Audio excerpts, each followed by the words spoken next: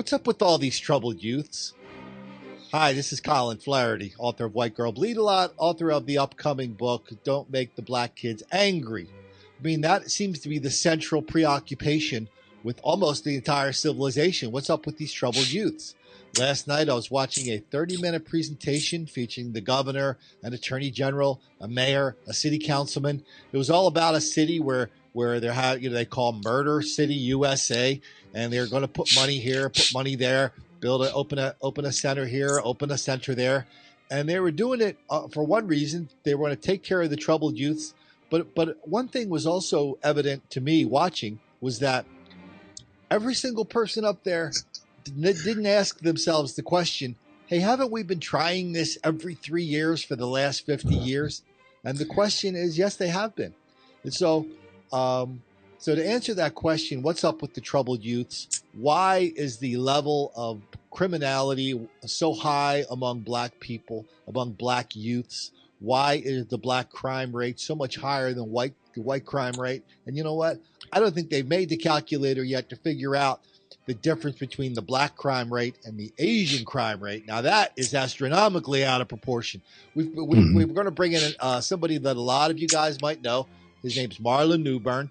I love featuring Marlin in my articles. We had a Google Hangout with him about a month ago where everybody was all unhappy with me because I talked too much. I cut Marlin off too much. But here's the thing with the Hangout. The Hangout had a 3-second delay, about a 2 or 3 second delay. You can't do anything about. So it often seemed like we were talking over each other when we were not. But here, I promise you this, Boy Scout promise, Marlin Newburn, the prison psychologist, is going to be doing most of the talking because I believe Marlin is one of the most important people in the country today. He's telling us the truth about what is happening, how we went wrong, what's going wrong. Marlin, welcome back to the White Girl Bleed a Lot YouTube channel. Thanks, Colin. Glad to be here. So, I write about troubled youths. I write about black criminality. What is up with these troubled youths?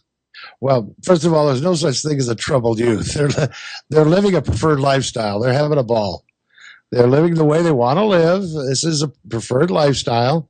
Nobody holds them accountable. Among black youth in particular, they have already built-in institutions that will remove personal responsibility. Public office. What? Is that important? Oh, personal responsibility is what teaches us lessons how to function civilly in everyday life. Marlon, let me interrupt you just for 1 second on camera. Yeah. We both have to work on trying to look at the little camera light coming out of our computer. I got you. Perfect. Oh, there you go. Now, perfect. Yeah, okay. Yeah, perfect. So, I'm tethered by this earbud. Yeah, you're doing fine. Sorry. So personal responsibility. I'm sorry. I take responsibility. Yeah, well, personal responsibility is the human function that helps us teach how to function normally in an everyday society.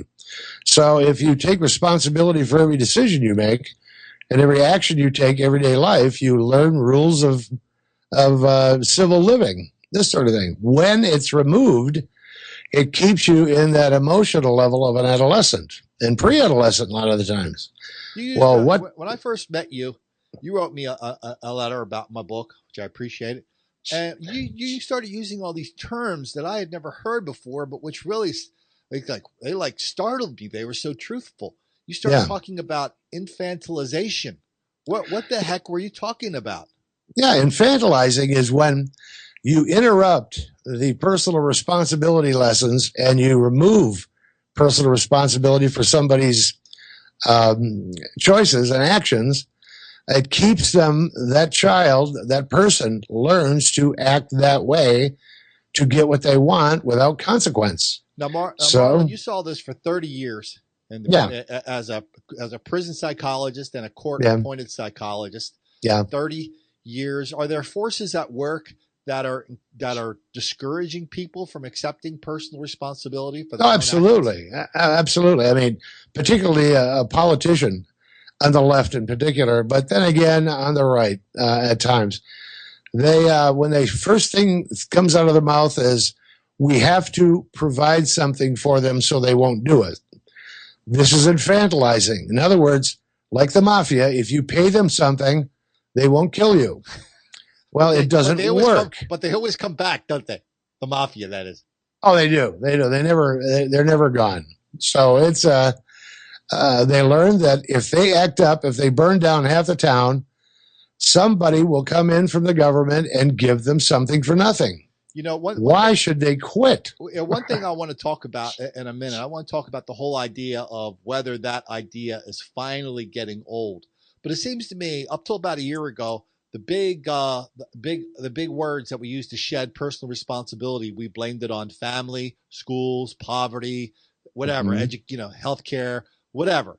But today it seems like, especially among the black academics and the liberal academics and reporters, is that they put all that aside. And the big thing today is there's only one reason only for this enormous disparity between white people and black people, whether it's in schools or prisons or courts, and that is white racism. That's the biggest bunch of baloney that ever was, really. That's up there with the flat earth theory. So it's an invention, another way to remove personal responsibility so they can continue to act out. Listen, put it this way. These academics, their work has never stopped the growth of black crime, and in fact, it's increased it. The black kids will never hear about it, but black culture in particular will say it's not my fault. Look, even the idea of charity, a handout, is now known in the George Orwell speak, an entitlement. Just for standing there breathing, you get something for nothing. And if you act up, you'll get more of something for nothing. So for the acting up, it's like we reward irresponsible, violent behavior. This shedding of responsibility, one of the names goes by is critical race theory, which says white racism is everywhere, white racism is permanent, and white racism explains everything. When we talk about white racism, it seems like somehow we haven't heard from people in your profession, because this all of a sudden, everything's off the table. All the psychology is off the table. You don't have any responsibility. It's all about people doing things to you. You're a helpless victim. I mean, at what point? I mean, you're one of the few psychologists in America that is sitting here. You're the only one that I know of sitting here talking about how this whole approach is leading to nothing but disaster. Oh, it is. But then again, no clinical psychology with their that's honest would ever make it to political office. And you said that wonderful line a few months ago. If a psychologist walked into a room full of politicians, it would empty the room out in a few seconds.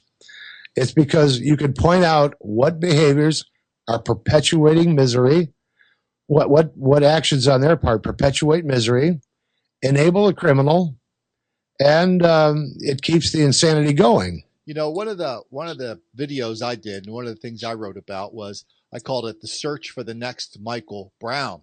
And so I looked at about 5 cases post Michael Brown of where black people had a confrontation with police.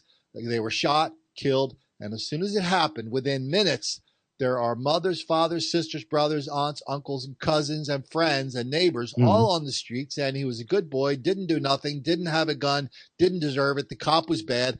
And in all cases, within a day or so, there are Facebook pictures of the guy holding guns. There's Facebook pictures of gang signs. There's a Facebook picture of dads glorifying his kid being shot before he had an encounter with the cop. Sure. What's all this shedding responsibility about? How did they get away with it? Because they're the pets to the media. Black people are a liberal's pet. As long as blacks act up in the street and kill each other and kill innocent people of any color, a liberal stays employed, and a liberal gets to play dress up and go to work every day and get a paycheck. They just need a useful idiot, and they found it in the black street predator.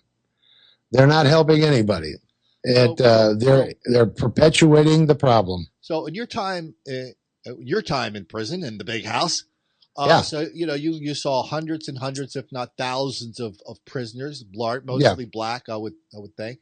Yeah. How do they feel about what are their thoughts on the whole racial dynamic? Oh, well, they come into prison hating white people. they actually believe that whatever they did, they could have. A big deal among a lot of black predators is setting on fire their victims. It's amazing how often Sadism is I hear common. that now. I'm sorry, I cut you off. You were talking about sadism? Yeah, sadism is standard, and it's a high level of street cred if it's a very sadistic assault, a black assault on somebody. And the immolating, setting on fire their victims while they're alive is considered great street cred. The more violent, the more vicious, the most heartless, that is street cred for a black person. Okay, let's go back to that whole the whole idea that black people that really don't. A lot of black people don't like white people. I don't think a lot of white people. Jesse Lee Peterson talks about that a lot. Yeah, I don't think a lot of people are aware of that. No, it's rampant. Years and years ago, when I worked as a probation officer, we're talking a long time ago now. Worked as a probation officer. One of the things that and I've been around black people almost my whole life. You're from Detroit. And yeah, in Detroit, this sort of thing. One thing I gathered just listening in my profession and as a PO and everything else is black people generally just do not like white people. Okay. They don't like Hispanics. Can you hold on? Can you hold off on that? Because I'm going to tell our listeners why we have to take a break. About 2 or 3 months ago, somebody, one of the trolls wrote a note to YouTube saying I was a bad boy for talking about racial violence, even though we could do it here without racism or rancor or without apologies. Anyway, somebody in YouTube, turns out I know where they're headquartered. They're headquartered in Ireland. They slapped me on the wrist and they said I can't post any more videos more than 15 minutes long because I was a bad boy. See, I'm not taking responsibility for this. I'm blaming it on somebody else, just like what we're talking about here. But anyway, so we're going to have to take, what I'm going to do is cut this interview up into 4 segments of about 15 minutes each. So why don't we take a little break here? What I'll do is I'm going to put another one up. So you'll see a link to the second video at the end of this one. Just click on that. You go right there. Boom. I'll put a playlist up so it'll be easy to find. Okay, Marlin, we will be right back with psychologist Marlin Newburn.